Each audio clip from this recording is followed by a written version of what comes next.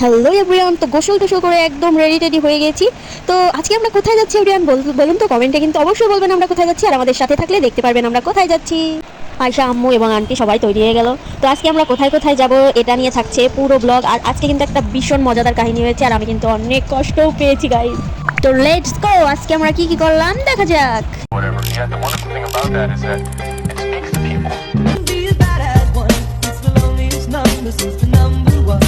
One is the loneliest number that you'll ever do. Magura জেলা প্রশাসন কার্যালয় আয়োজিত বৃক্ষ মেলায় আমরা গিয়েছিলাম। তাই এখানে কিন্তু অনেক গাছপালা উঠেছিল, মানে গাছগুলো অনেক সুন্দর, কাঠগোলাপ, তারপরে যারা যারা মানে ফুল পছন্দ করে অনেক সুন্দর সুন্দর আলাদা আলাদা ফুল উঠেছিল, এবং বিভিন্ন রকম গাছ দেখা যাচ্ছিল যেগুলো আপনারা ছাদ বাগান হিসাবে লাগাতে পারবেন। এবং গাছগুলোতে কিন্তু ফল ধরেছিল। এখানে মেহেদি পাতা গাছও ছিল, আমরাও এখান থেকে একটি নিয়েছিলাম। তারপরে দেখুন একটা কিউট ছোট্ট একটা কাঁঠাল। এই গাছটির দাম কত জানেন? এই গাছটির দাম 8,000 টাকা। ও মাই গড, অবিশ্বাস্য, কি আর বলবো। আর এই যে একটা সোলম গাছ, এইটুকু একটা সোলম গাছ কদবেলও ধরে আছে গাইস। যারা যারা এখনো যাননি, মানে এই মেলাটায় তাড়াতাড়ি ভিজিট করুন। আর কিন্তু 3 দিন বাকি, এই মেলাটা শুরু হয়েছে 20 তারিখ থেকে, আর মানে 30 তারিখে কিন্তু শেষ হয়ে যাবে, আর মাত্র 3 দিন আছে। তো এখানে গিয়ে কিন্তু আমরা 3-4টা গাছ কিনেছিলাম, আরও কিন্তু আমরা কিনবো। আমরা কিন্তু ফ্রাইডেতে আবার যাব। তো সবাই কিন্তু অবশ্যই ভিজিট করবেন, মাগুরার এই মেলাটা অনেক দারুণ হয়েছে। মোটামুটি সবখানেই কিন্তু মাগুরার বিখ্যাত বিখ্যাত ব্লগারকে দেখা যায়, কারণ তারা তো আসলে মোহাম্মদপুর এবং শ্রীপুরে থাকে। তো তাদের তো আর গাছপালা প্রয়োজন হয় না, তারা গাছপালার ভেতরেই বসবাস করে, এই জন্য তারা আর গাছের মেলার ভিডিওগুলো করতেছে না। তো আমরা একটা ছোটো মোটো ব্লগার, এই জন্য আমরা একটু প্রমোট করি, দেখি। আসলে বৃক্ষ মেলার গাছগুলো কিন্তু ঘরের ভিতরে সাজানোর জন্য এইগুলো খুবই বেস্ট। আপনারা চাইলে কিন্তু এখান থেকে নিতে পারেন। আর আমরা একটা আঙুর ফল গাছ নিয়েছিলাম গাইস, এত সুন্দর গাছটি দেখতে কি বলবো। তো আমরা এখান থেকে একটা আঙুর ফল গাছ নিয়ে নিলাম।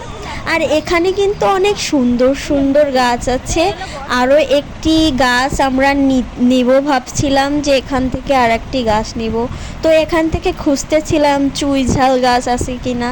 তো চুইঝাল গাছ দেখতে পেলাম না, এই পাশের দোকানটাই অবশ্যই পেয়ে গিয়েছিলাম। তো এখান থেকে একটা চুইঝাল গাছও নিয়ে নিলাম।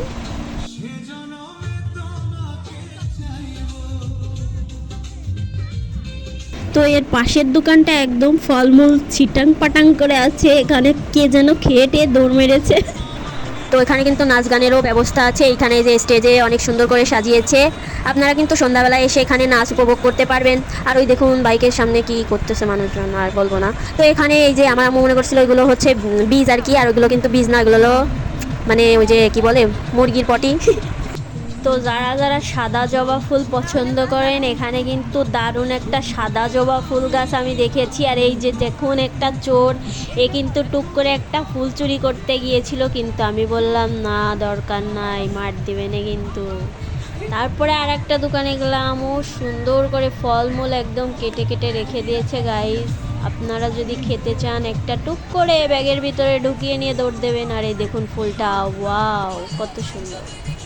আর এখানে স্টেজে দেখুন এই মেয়েটাকে বলতেছি, আরে একটু ভালো করে নাচ না রে ভাই, তুই নাচ।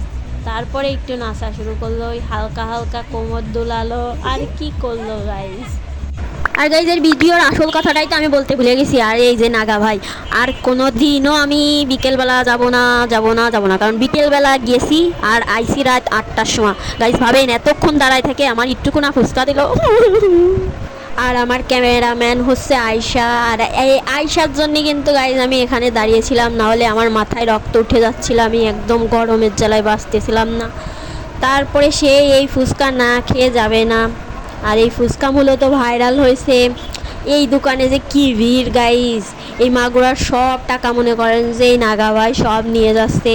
আপনারা কিন্তু যদি খাইতে মন চায় কিন্তু যায়েন। আর এখানে কিন্তু একটা কাপল বসেছিল, একজন আর একজনকে খাইয়ে দিচ্ছিল, আমরা টুকটুক করে ভিডিও করে নিয়েছি গাইস। আর এখানে আয়শা দেখুন পিট পিট করে হাসতেছে আর লজ্জা পাচ্ছে, ও মাই গড। তারপরে কিন্তু এই যে ফুচকা বানানো শুরু হয়ে গিয়েছিল, আমরা কিন্তু 1 ঘন্টা না 2 ঘন্টা দাঁড়িয়েছিলাম, 2 ঘন্টা গাইস, তারপরে একটুকু না ফুচকা। তো গাইজ আজকের মতো এখানেই শেষ করছি। এরপরে ভিডিও কিন্তু নতুন একটি ধামাকা আসতে চলেছে, আমাদের চ্যানেলের সাথেই থাকবেন। Bye bye.